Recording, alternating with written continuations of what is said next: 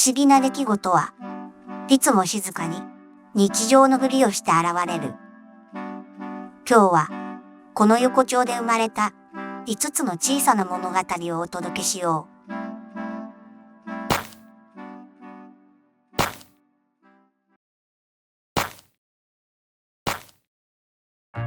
ここはガタピシ横丁。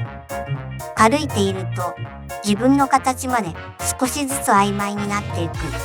そんな不思議な通りだ。その日わしは首筋がすっと涼しくなるような感覚に足を止めた。今日は理髪店の話をしよう。古い木造の店構え、色あせたガラス、きしんだ扉。軒先では赤青白のサインポールが黙々と回り続けていた。少し迷ってからわしは扉に手をかけた。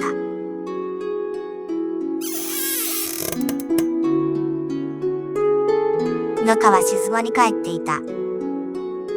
人の気配は感じない。古い椅子が一つ。正面には大きな鏡。わしは誰かに促されるように椅子に腰掛けた。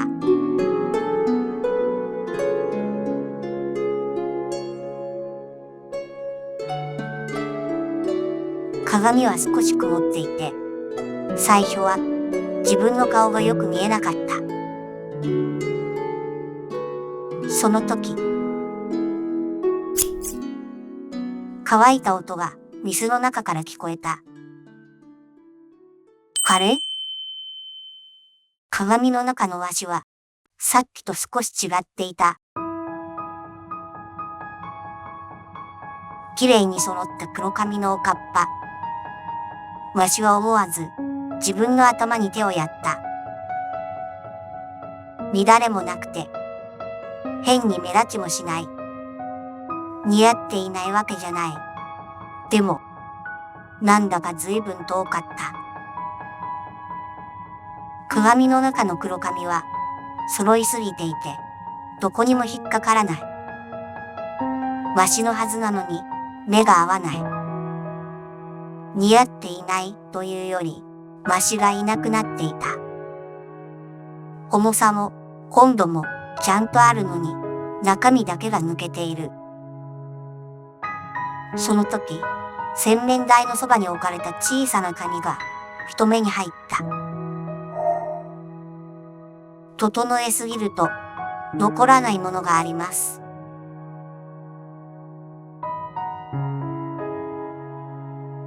切り直そうとは思わなかった。戻してほしいとも言わなかった。ただ、椅子から立ち上がった。背後で小さな音がしたような気がした。扉を開けると、外の光が思ったより眩しかった。横丁の風に当たって、ふと気づく。髪はいつものままだった。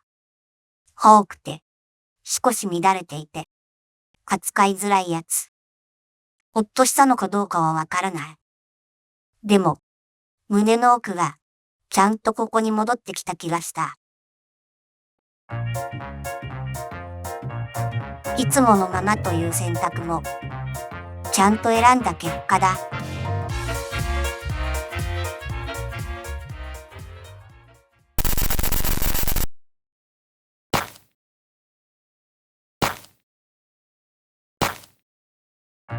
ここはガタピシ横丁。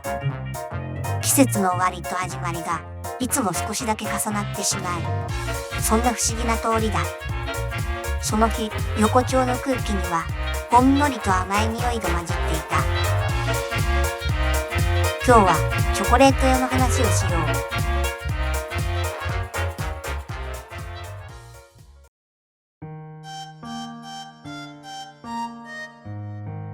横丁の奥に昔からある小さなチョコレート屋。特別な日にだけひっそりと開く店だ。わしが来た時、もう店は閉まっていた。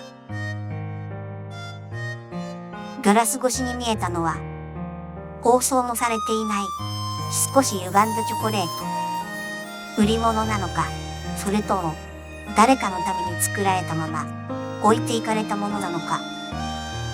わしはその前で足を止めた。昔、誰かに渡そうとして結局渡せなかったものがある。言葉にすれば簡単なのに、タイミングだけがどうしても合わなかった。溶けるのが怖くてしまい込んで、気づいた時にはもう形を失っていた。ショーウィンドウの奥に少し欠けたチョコレートが見えた。手を伸ばせる距離じゃない。ガラス越しにただ見つめることしかできない。それなのに、なぜか舌の奥にあの味が蘇った。最初は確かに甘かった。昔確かにあったあの優しい甘さ。でも少し遅れて苦さがゆっくり広がった。渡せなかったままの気持ち。言わなかった言葉。懐かしい味だった。気づけば、ショーウィンドウのチョコレートはもう見えなくなっていた。あの店が最初からあったのかどうかもわからない。ただ、胸の奥に残った味だけが本物だった。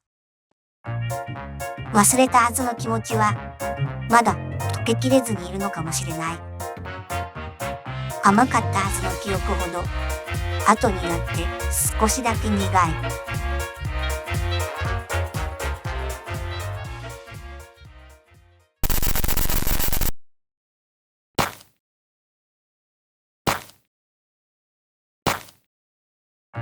ここはラタピシ横丁。誰かの記憶が静かに息をしている通りだ。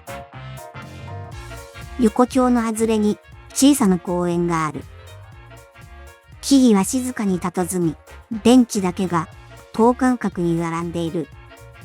けれど、その日だけはこの公園に少しだけ違う空気が流れていた。今日は骨董市の話をしよう。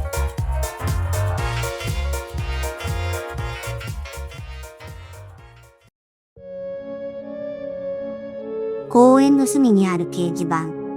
色あせた紙の中に一枚だけ新しい張り紙が貼られていた。骨董市。その3文字が風に揺れてかすかに音を立てている。わしはその文字に導かれるように公園の中へ足を踏み入れた。古い布を広げた机、木箱に詰められた小物たち。色あせた人形、割れた鏡、欠けた茶碗。どれももう役目を終えたはずのものばかりだった。それなのにどこか誇らしげに並んでいた。わしは角の欠けた小さなオルゴールに目を留めた。音は鳴らない。ネジも錆びている。けれど、その中にはまだ何かが眠っている気がした。別の机には古い写真立て、名前の消えた指輪、片方だけのイヤリング。どれも誰かの時間を抱えたままここに並んでいる。売る人の声はどこか軽く聞こえた。買う人の目は少しだけ真剣だった。同じものを前にして二人は全く違う時間を見ていた。わしは目の前にあるオルゴールをそっと持ち上げた。冷たい金属の感触。けれど、胸の奥はなぜか暖かかった。日が傾き、人影が少しずつ消えてゆく。机の上には、もう空いた場所とまだ残る場所。公園はまた、静かな表情に戻っていった。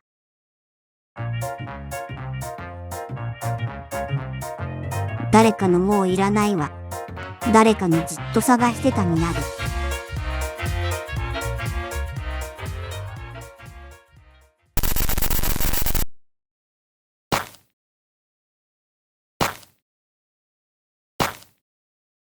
ここは、ガタピシ横丁。触れれば壊れそうなものほど、なぜか、一番暖かく見えてしまう。そんな不思議な通りだ。その日わしは、どこか澄んだ音に足を止めた。今日は、ガラス工房の話をしよう。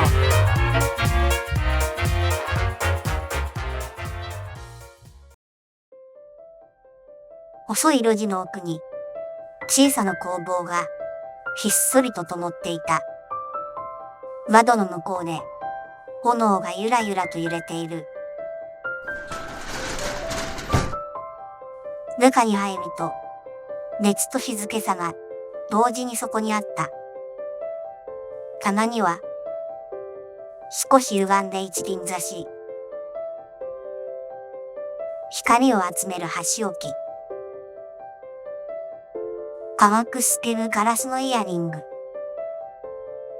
どれも少しずつ形が違っていて、同じものは一つもなかった。その奥で、炉の中のガラスが赤く静かに溶けていた。まるで小さな太陽みたいに。炎に包まれたガラスがゆっくりと柔らかくなっていく。熱に耐えながら、それでも形を失わずに、ただ揺れていた。誰かがそこへそっと息を吹き込んだ気がした。ガラスは、ふーんと音もなく膨らみ始める。ゆっくりと、ためらうように。丸く、優しく、少しだけ歪みながら。完璧にはならない。けれど、それでも確かに、形へ向かっていた。やがて、そのガラスは、一つのグラスの形になった。厚みは均一じゃない。色を揺らいでいる。けれど、その不揃いさが、なぜかとても優しかった。まるで、誰かの時間が、そのまま閉じ込められているみたいに。作業台の上には、光を閉じ込めたようなグラスが一つ置かれていた。そこに沈んだ青と黄色は、行き場を探しているみたいに、静かに揺れていた。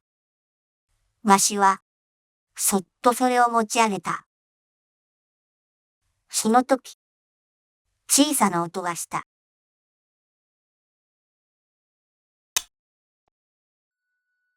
グラスに、細いひびが走っていた。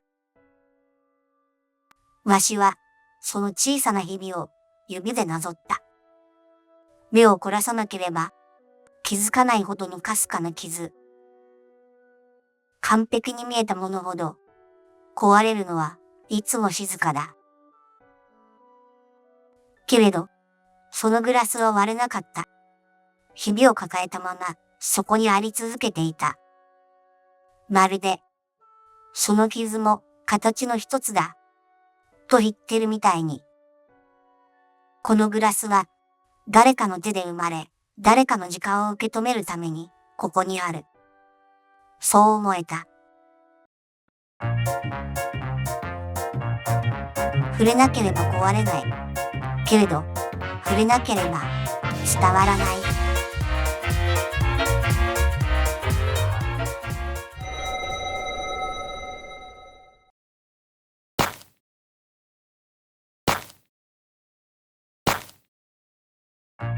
ここはガタピシ横丁。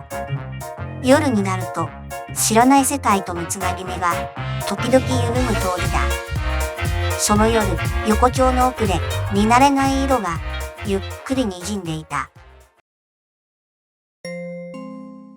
古古い建物の配管のあたりで、光がわずかに歪み、青とも桃色ともつかない影が揺れた。耳を澄ますと、中からもぞもぞとした音。そして配管の隙間から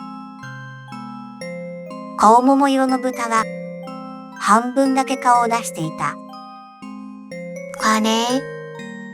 出口、ここじゃなかったはずなんだけど。豚は配管に一と立ったまま、前にも後ろにも進めず、困ったように足をばたつかせていた。わしはどこから来たのかと声をかけた。豚は自分でもよくわかっていない様子で、首をかしげながらそう答えた。森かな、多分。わしは配管の角度をほんの少しだけ変えた。力はほとんど使っていない。ただ、向けやすい方向にそっと導いただけだった。すると、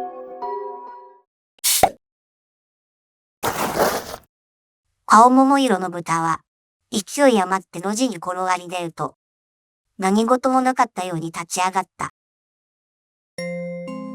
体についた埃をパンパンと払って、当然のようにこう言った。博士、どうもありがとう。博士？聞き返そうとしたその瞬間、豚はもう横丁の暗がりへ歩き出していた。振り返ることもなく、青桃色の背中は路地の闇に溶けてゆく。道の先が横丁なのか森なのか、わしにはわからなかった。助けたはずなのに、何を助けたのかうまく説明できないまま、わしはしばらくその場に立ち尽くしていた。知らない場所で知らないままに誰かの物語は続いていく。それぞれの奇妙な日常を抱えたまま。